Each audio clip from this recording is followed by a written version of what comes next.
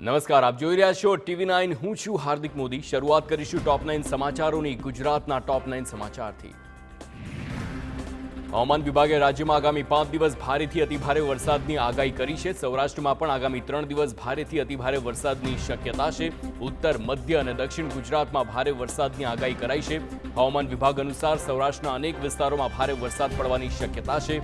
આવતીકાલે સૌરાષ્ટ્ર અને કચ્છમાં અતિભારે વરસાદ પડી શકે છે.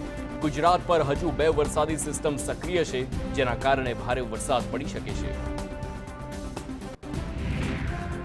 તો હવામાન નિષ્ણાંત અંબાલાલ પટેલે આગાહી કરી છે કે દક્ષિણ ગુજરાતના ભાગોમાં 10 ઇંચ વરસાદ પડવાની શક્યતા છે, જ્યારે દક્ષિણ સૌરાષ્ટ્રના ભાગોમાં 5 થી 6 ઇંચ વરસાદની શક્યતા છે. વડોદરા, આણંદમાં 5 થી 6 ઇંચ વરસાદની આગાહી કરાઈ છે. પંચમહાલના ભાગોમાં 5 ઇંચ વરસાદ રહેવાની શક્યતા છે. ઉત્તર ગુજરાતમાં 3 થી 4 ઇંચ વરસાદ થવાની શક્યતા, તો 3 થી 10 ઓગસ્ટ સુધી રાજ્યના વિવિધ ભાગોમાં વરસાદ રહેશે. ગુજરાતમાં વરસાદી તારાજીનો મુદ્દો હવે સંસદમાં ગુંજશે. શક્તિસિંહ ગોહિલ સંસદમાં ગુજરાતના ઘેડ સહિત દક્ષિણ ગુજરાતમાં થયેલી વરસાદી તારાજીનો મુદ્દો ઉઠાવશે. શક્તિસિંહે આક્ષેપ કર્યો છે કે ગુજરાતની સમસ્યાને ભૂલી જઈ મોદી સરકારે બિહાર અને આંધ્રપ્રદેશને મદદ કરી. ઋષિકેશ પટેલે કોંગ્રેસને અરીસો બતાવતા કહ્યું કે બિહારને જરૂર હતી એટલે આર્થિક મદદ આપી છે. યુપીએ સરકાર વખતે જ્યારે ગુજરાતને પાણીની જરૂર હતી અને નર્મદા ડેમમાં દરવાજા નાખવાના હતા, ત્યારે કોંગ્રેસે જ હવનમાં હાડકા નાખ્યા હતા. તો નવસારીમાં પૂરે મચાવેલી તબાહી પર રાજકારણ ગરમાયું છે. કોંગ્રેસ અને ભાજપના નેતાઓ એકબીજા પર આક્ષેપ અને પ્રતિ આક્ષેપ કરી રહ્યા છે. કોંગ્રેસના ધારાસભ્ય અનંત પટેલે પૂરગ્રસ્ત વિસ્તારોની મુલાકાત લઈ ભાજપ પર પ્રહાર કર્યા. તંત્રના સંકલનના અભાવે પ્રજાએ મુશ્કેલી ભોગવવાનો વારો આવ્યો.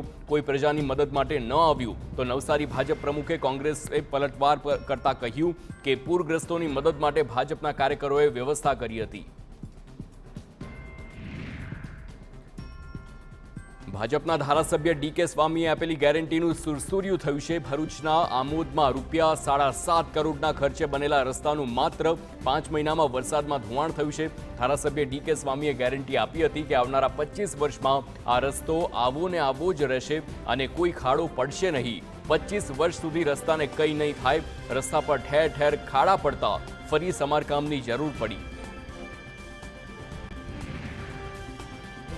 કોંગ્રેસ નેતા અમિત ચાવડાએ ચીમકી ઉચ્ચારી છે કે સરકાર ટૂંક સમયમાં સ્થાનિક સ્વરાજની ચૂંટણી યોજવાની જાહેરાત નહીં કરે તો કોંગ્રેસ રસ્તા પર ઉતરીને આંદોલન કરશે. તાલુકા અને જિલ્લા પંચાયતમાં નગરપાલિકાના વહીવટદારોને બેસાડી દીધા. સરકારને પ્રજાના ચૂંટેલા પ્રતિનિધિઓ ગમતા નથી, એટલે વહીવટદારો કાઢવા માંગતા નથી. અમિત ચાવડાએ કહ્યું કે જવરી કમિશન રિપોર્ટ પણ આવી ગયો છે, છતાં ચૂંટણી માટે સરકાર હવે શેની રાહ જુએ છે? સુરતમાં લોકસભા બેઠક પર ભાજપના ઉમેદવારની બિનહરીફ જીતનો મામલો હાઈકોર્ટમાં પહોંચ્યો છે. કોંગ્રેસની ફરિયાદ બાદ ભાજપના સાંસદ મુકેશ દલાલને હાઈકોર્ટે સમન્સ પાઠવ્યું અને મુકેશ દલાલને 9 ઓગસ્ટે હાજર રહેવા તેમજ પોતાનો પક્ષ રજૂ કરવાનો આદેશ આપ્યો છે. કોંગ્રેસનો આરોપ છે કે ભાજપે જીતવા માટે સામ દામ દંડ ભેદનો ઉપયોગ કર્યો અને સુરતના 19 લાખ મતદારોનો અધિકાર છીનવાઈ ગયો હતો. પાટણમાં બેઠા બેઠા દુબઈમાં ચલાવવામાં આવી રહેલા એક ઇન્ટરનેશનલ ક્રિકેટ સટ્ટાના નેટવર્કનો ખુલાસો થયો છે.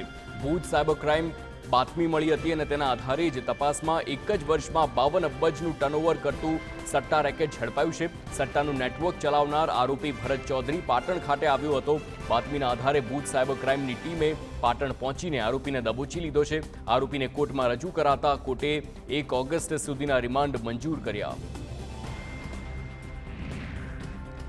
સ્વામિનારાયણ મંદિર બનાવવાના નામે કરોડોની ઠગાઈ સામે આવી છે. જેપી સ્વામી અને તેના સાગરીતો સહિત 7 લોકો સામે વધુ એક ફરિયાદ નોંધાઈ. વિરમગામ, સુરેન્દ્રનગર, સુરત, રાજકોટ બાદ ખેડામાં ફરિયાદ દાખલ કરાઈ છે. આરોપ છે કે સ્વામિનારાયણ સંસ્થાને મંદિર બનાવવા જગ્યા જોઈએ છે તેમ કહીને ઠગાઈ કરી હતી. અમદાવાદના વેપારીને વિશ્વાસમાં લઈને 3.75 કરોડ રૂપિયા પડાવી લીધા હતા. 3 શખ્સોએ 1.12 કરોડ પરત આપીને બાકીના 2.63 કરોડ પરત ન આપતા ઠગાઈ